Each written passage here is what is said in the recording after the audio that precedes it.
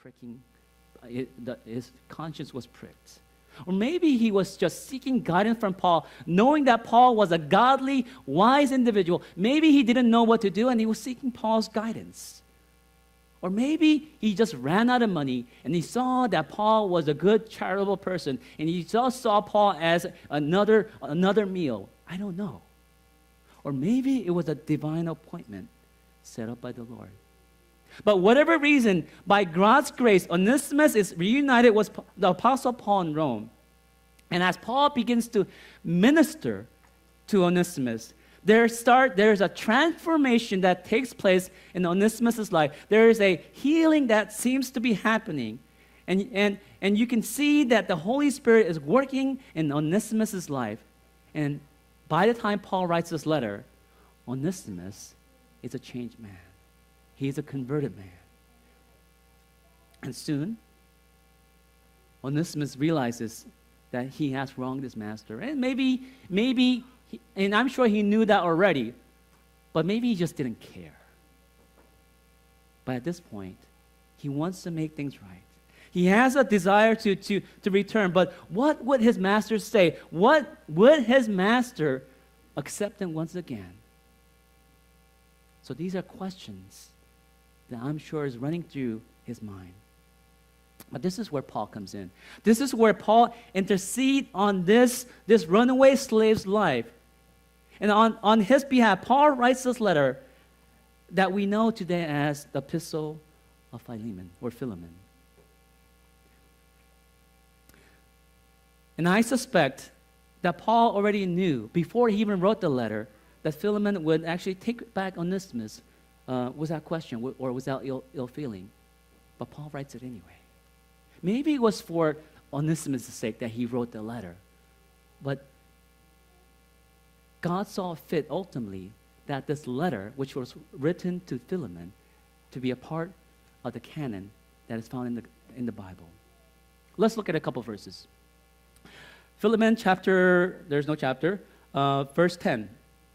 The Bible says this: I appeal to you for my child Onesimus, whom I have begotten in my imprisonment, who formerly was useless to you, but now is useful both to you and me. You know what the name Onesimus actually means? It actually means useful. Isn't it ironic? An individual named useful, Paul says he was useless.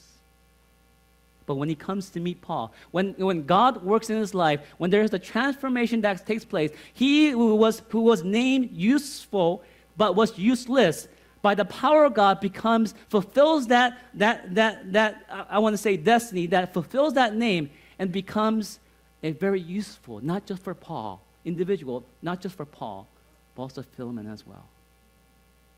Verse 12 and 13 says this: I have sent him back to you in person, that is, sending my very heart, whom I wished to keep with me, so that on your behalf he might minister to me in my imprisonment for the gospel.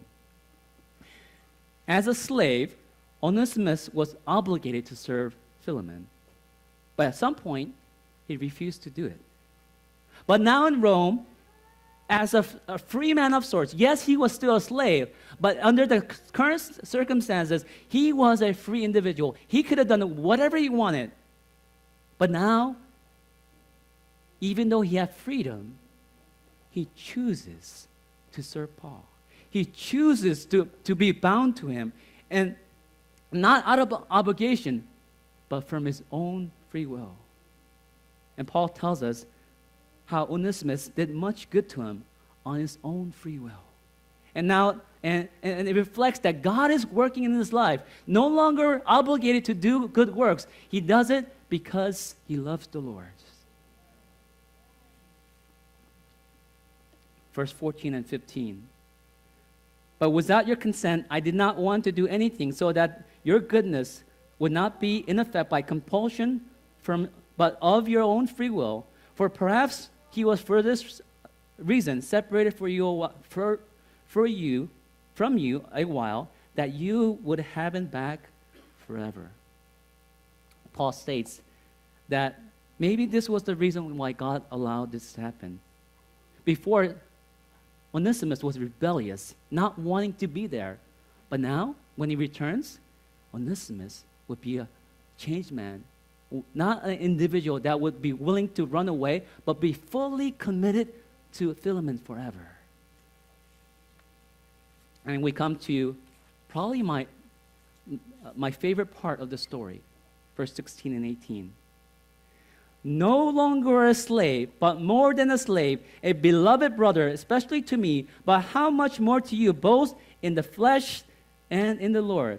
If you regard me a partner, accept him as you would me. But if he has wronged you in any way or owes you anything, charge it to my account. I, Paul, am writing this with my own hand, I will repay it. Paul appeals to Philemon to accept Onesimus back not as a slave, but a beloved brother. And he specifically says, no, not just spiritually. Yes, he is a brother in Christ, but he says, in the flesh, I want you to treat him and accept him as your very own brother. Verse 17 continues to say, Paul states that Philemon should accept Onesimus in this very same way he accepted Paul. Paul's gone on to further stating that if Onesimus owes you anything, I, Paul, yes, me, I will take on the full liability. I will take on the full responsibility. Put it on my account. Paul is saying that he will pay the price of what is owed because Onesimus is unable. You know, theologians have wondered, why is this epistle in the Bible? They say this epistle has no theological significance. Why was it there? Many feel that there is not much that we can learn from the book of Philemon, but I would disagree. I believe the book of Philemon has a high significance. The book of Philemon exemplifies the gospel. It teaches us, illustrates through the life and circumstances of Onesimus and Paul and Philemon how the process of salvation or the relationship between us and God. One, the loving master, Philemon, represents God the Father. And as with any typology or illustration, none is perfect. But for this one, we can gain certain insights from it. The Apostle Paul, who intercedes on behalf of Onesimus, represents Christ, represents Jesus. And obviously, Onesimus, the slave, represents every sinner. Now, why? There's two reasons why we are constantly illustrated as being Onesimus. Romans 6:16 says this. If you can put that on the screen. Romans 6:16 through 18 says this. Do you not know that when you offer yourself to someone to obey him as slaves, you are slaves to the one whom you obey, whether you are slaves to sin, which leads to death, or to obedience, which leads to righteousness? But thanks be to God that you used to be slaves to sin, you wholeheartedly obeyed the former teaching to which, and so on and so on. The point is this. In life, whether we recognize it or not, either we are enslaved to sin, or enslaved to righteousness. There's nothing in between. We choose God, or if we reject God, we choose enslavement to sin. It is in our nature, and not only is it in our nature, but we are constantly always being drawn to sin. But the promise that we have been given is that God has freed us from this slavery. How has God freed us? Once again, I quote 1 Corinthians 6:20. You are bought with a price. Therefore, glorify God in your body and in your spirit, which are God's. So we belong to God. So yes, God has freed us from slavery, but in order to remain free from slavery to sin, we must ally ourselves with God. We must be slaves of God. But in actuality, whether we recognize it or not, we are one way or the other. We are God's slaves because one, by the virtue of creation, but two, also because Christ purchased us with his very own blood. And although we belong to God like Onesimus, we often run from our good master. Isn't that true? We often even though we have tasted the goodness of God, there are often times we run from Him. We reject His calling. We reject His principles. We reject His will. But it's not because of God has wronged us. We just think that there is something better out there. But when we run, just like Onesimus, we put ourselves in great dangers. We make ourselves vulnerable to the attacks of the devil. We put ourselves at the mercy of the devil. And just like Paul rescues Onesimus, Christ intercedes on our behalf as well. In the story, when Onesimus needed rescuing, Paul intercedes on his behalf. Paul pleads on Onesimus' behalf to Philemon. And for us, Jesus likewise pleads our case before God. For Hebrews 7:25 says this, that Jesus always lives to make intercession for us. Just like the way Paul intercedes for Onesimus, Christ intercedes for us. Paul continues to ask Philemon to take back Onesimus, not just as a slave, but as a brother. In other words, because of Paul, Onesimus, the slave, now has become the brother of the master. Hebrews 2:11 says this, that Jesus is not ashamed to call us his brethren. And because Jesus is the Son of God, we too are now part of royalty. We are part of the family of God. And I would say what a great privilege it is to call Jesus our brother and God our Father. As Paul continues to write to Philemon, Paul never makes an excuse for Onesimus. He never says, oh, it was just a mistake, or it's just a misunderstanding. Or he never tries to justify the sin. Paul never does that. Paul readily admits that Onesimus is guilty, and there's no excuse for that. But Paul continues to tell Philemon, if Onesimus has wronged you in any way, and if he owes you anything, I, Paul, will repay it. Paul says, charge it to my account. Paul takes the burden of responsibility on behalf of Onesimus. And isn't that exactly what Jesus does for us? Amen. The consequences of sin, the penalty of sin, that we could not pay it. So Jesus says, I, Jesus Christ, I will repay it. Charge it to my accounts. Yes, we have all sinned. And we have all fallen short of the glory of God. The wages of sin is death. But Jesus steps in, just like Paul did for Onesimus, and pleads our case before the Father. And Jesus, says, yes, humanity is guilty. I don't deny that. Humanity, yes, by the law, they deserve death. But no, I will take their place. I will pay their debt. Paul made his appeal written in ink, pleading his case before Philemon. But Jesus makes his appeal before the Father in heaven, written not with ink, but with his very own blood. And as Jesus pleads for my case, and as Jesus pleads for your case, he says, yes, they are guilty, but I will repay. Yes, I, Jesus Christ, the Son of God, will take personal responsibility for sins, and I would die in their place. The story of Onesimus, as found in the epistle of Philemon, beautifully illustrates the gospel of Jesus Christ. By the virtue of Christ's blood that was shed on the cross for us, we belong to God. And I am thankful that Jesus does intercede on our behalf. And I am thankful that he did die to save me. And I am thankful that I was so precious in the eyes of God, that you and I, were so precious in the eyes of God that he purchased me with his own life. So don't let anyone tell you that you are not precious. Church family, this morning, let us not forget this awesome gift that Jesus did. We need to be mindful of the fact that because Jesus has died for us, he has purchased us, that's because of that sacrifice, not only do we call Jesus brother, and not only do we call God our Father, the reality is We belong to God.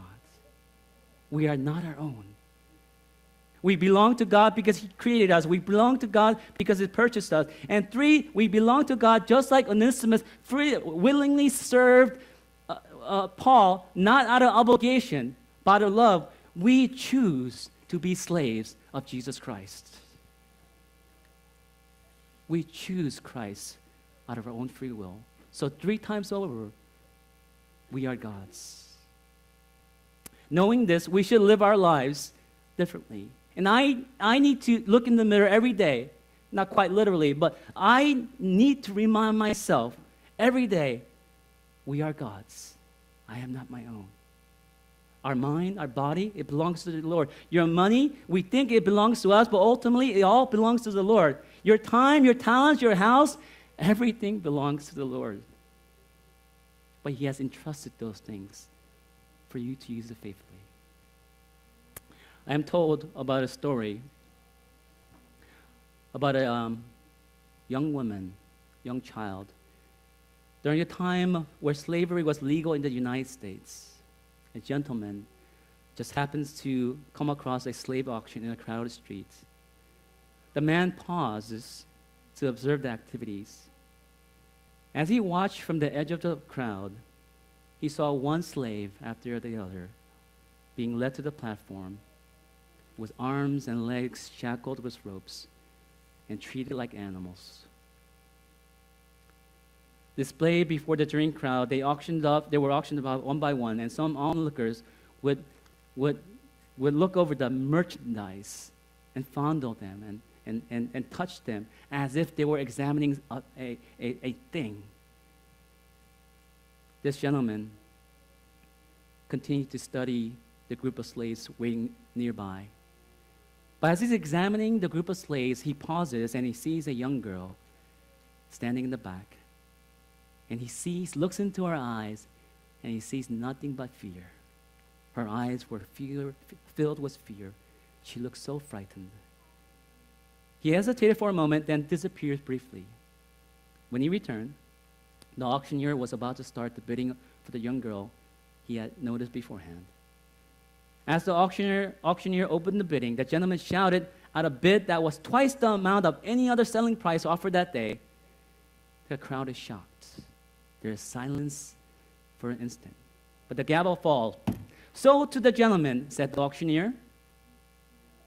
The gentleman stepped forward, making his way through the crowd. He waited at the bottom of the steps as the young girl was being led down to the new owner. The ropes which bound her was handed to the man, who accepted it without saying a thing. The young girl stared at the ground, but suddenly she looked up and spit in his face. Silently, he reached for his handkerchief and wiped the spittle from his face. He smiled gently at the young woman and said, "Follow me." She followed reluctantly. As they reached the edge of the crowd, he continued to a nearby area where the deal was closed legally. The gentleman paid the purchase price and signed the necessary documents. When the transaction was complete, he turned to the young girl and presented the documents to her. For when a slave was free, a legal document called manumission papers were necessary. Startled, she looked at him with uncertainty. Her narrow eyes were asking, "What are you doing?" The gentleman responded to her questioning look. He said, "Here, take these papers.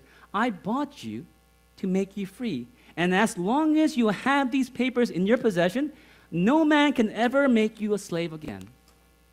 The girl looked into his face. There was silence. Slowly, she said, "You bought me to make me free?" And she repeated, "You bought me to make me free?" And she kept on repeating that phrase over and over again until the significance of what had happened became a reality in her mind. "You bought me to make me free," she said. Was it possible that a stranger had just granted her freedom and never again could she be held in bondage or servitude to any man? She began to grasp the significance of the documents which she now held in her hand. She fell to her knees and wept at the gentleman's feet, And through tears of joy and gratitude, she said, "You bought me to make me free, but I'll serve you forever." You know, the idea of being a slave may not be appealing to you, but having the right owner makes all the difference in the world. And Christ bought us to make us free. But it is by our own free will, by our own choice, we choose to be slaves of Christ. My prayer for us today is each and every day is that we will remember and acknowledge that we have been purchased, that we belong to God, and that we are not our own. May the Lord bless you.